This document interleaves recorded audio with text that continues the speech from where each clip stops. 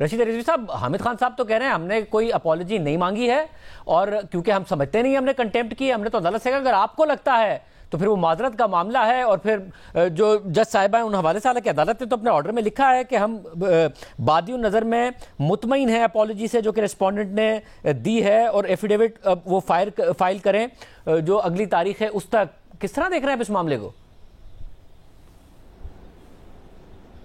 دیکھیں، دو جگہ انہوں نے استعمال کیا ہے لفظ اپالوجی، ایک فرسٹ پیراگراف میں اور ایک سیکنڈ پیراگراف میں بھی کہا ہے.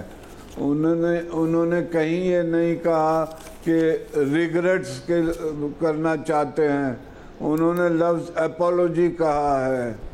تو میں سمجھتا ہوں کہ کورٹ کو یہی امپریشن کنوے ہوا ہے کہ یہ معافی مانگنا چاہتے ہیں، اپالوجی مانگنا چاہتے ہیں. معذرت سے کورٹ سیٹسفائی نہیں ہے ان کے ابھی بھی.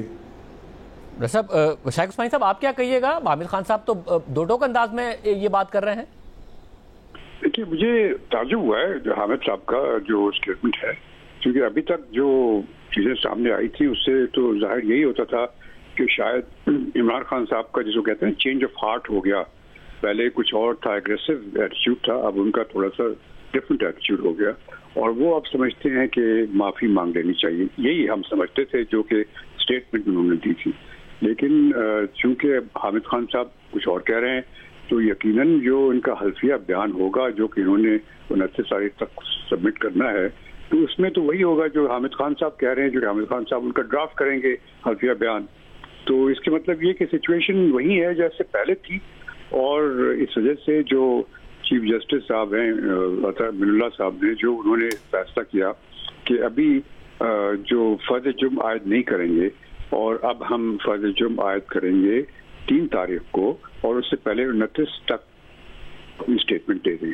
تو معاملہ ایگزیکٹلی وہی ہے جو کہ لاسٹ ہیئرنگ میں تھا، اور ابھی بھی فرض جرم عائد کرنے کے لیے ایڈجرن ہوا ہے کیس.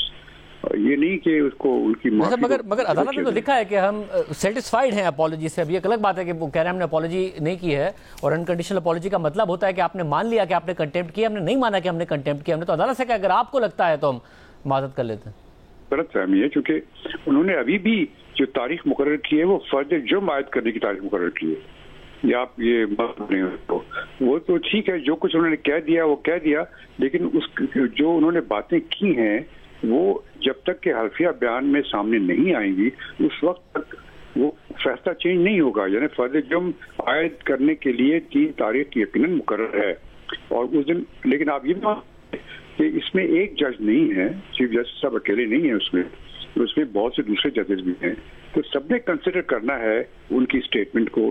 کیا ان کی جو اسٹیٹمنٹ آئے گی وہ اس میں یہ اس زمرے میں آتی ہے جو کہ انکنڈیشنل معافی کی جو چیزیں ہوتی ہیں اس میں وہ پوری ہوتی ہیں کہ نہیں ہوتی ہیں، دیکھنا پڑے گا. رضوی صاحب، آپ یہ بتائیں گا کہ اب جو 2 جواب تھے اس پر بھی آپ نے کہا تھا کہ ان کے باوجود عدالت نے بڑی نرمی دکھائی ہے.